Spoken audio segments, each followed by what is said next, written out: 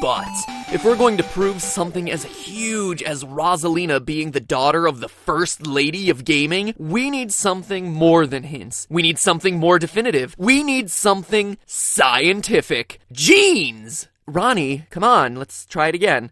Genes! Genetics, DNA, deoxyribonucleic acid. Come on, dude, you're ruining my flow. If Peach and Rosalina are truly related, they should be sharing some physical features, right? And yeah, I mean, obviously they look alike, but we're the game theorists. We can do one better. We can use genetics to show that there's a high statistical probability that the two are related. So let's start with one of Rosalina's most identifiable traits. Her earlobes. Bet you didn't see that one coming. Whether or not your earlobes hang low and wobble to and fro, or are attached to your head, is dictated by a simple dominant-recessive gene relationship. You probably did this stuff in school, right? 7th grade bio-sci, anyone? But to recap, you get one set of genes, or alleles, from your father and one set from your mother. The combination dictates what trait you show. That's called your phenotype. Phenotype for physical. It's what people see. So for earlobes, dangling earlobes are dominant, and attached earlobes are recessive. Let's demonstrate that with a big D and a little d. So as an example, let's say that your father and mother both have one big D allele and one small d allele. By creating a chart called a Punnett square that shows all the possible gene combinations the child could have, where he gets one gene from each parent, you see that the child is most likely to have dangling earlobes, because 3 out of the 4 scenarios contain a big D. The big D is dominant or stronger and covers up the little d. But if you have 2 little D alleles, one from mom and one from dad, your lobes will be attached, making it the rarer trait.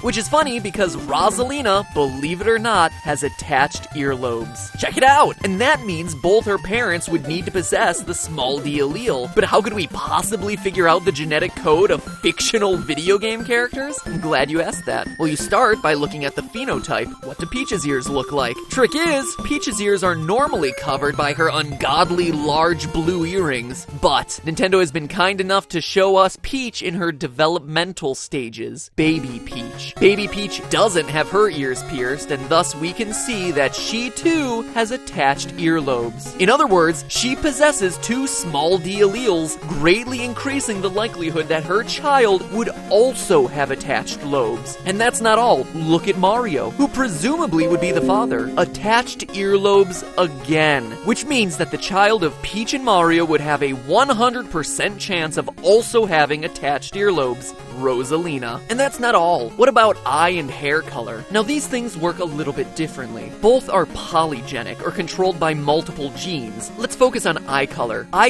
happens to be controlled by at least 2 separate genes. The first one, OCA2, comes in 2 forms, brown and blue. The second one, called Guy,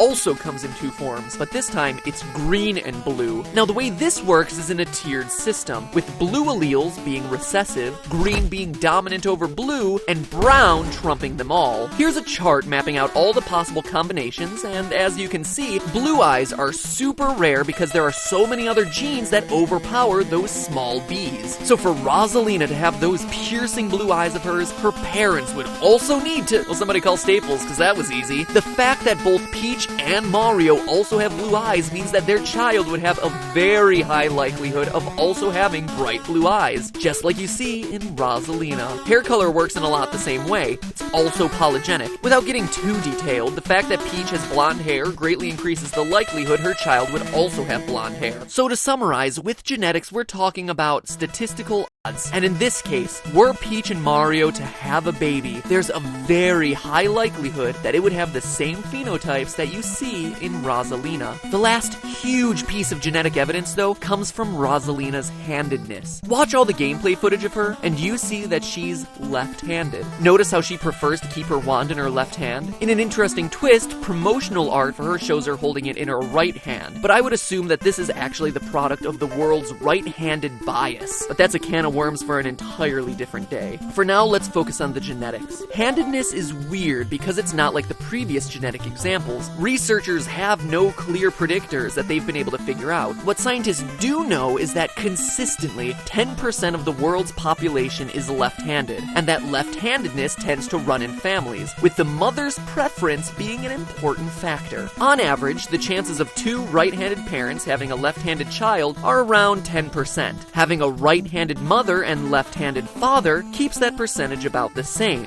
But having a left-handed mother and right-handed father makes the probability double. Now, looking across games, particularly the sports games, Mario Super Sluggers, Mario Tennis, Mario Golf, Nintendo's main man is clearly right-handed, no question there. But Peach is actually ambidextrous, good with both her right and left hands, playing baseball and tennis favoring the right, but golfing favoring the left. People born with a left-hand bias at birth are statistically more likely to show ambidextrous qualities later in life. So the likelihood of a couple like her and Mario having a left-handed child like Rosalina is actually greater than most other couples. The only thing that would increase those odds would have both parents be lefties, which increases the probability to 35%. So similar to how we approach TF2's Pyro, not only does Peach match the mother's depiction in the storybook, but statistically speaking, Peach's hypothetical daughter would have a much higher than normal chance of sharing a lot of the same qualities as Rosalina.